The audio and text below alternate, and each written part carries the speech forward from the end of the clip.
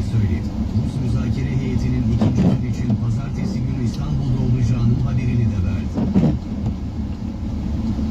Türkiye Büyük Millet Meclisi Başkanı Numan Kurtuluş, 3 Haziran'da yapılacak meclis başkanlığı seçimi öncesinde siyasi partileri ziyaret ediyor. Kurtuluş bu kez CHP ve AK Parti gruplarını ziyaret etti. Ziyarette terörsüz Türkiye süreci konuşuldu. CHP Genel Başkanı Özgür Özel, meclisteki çalışmalara katkı sağlayacaklarını söyledi.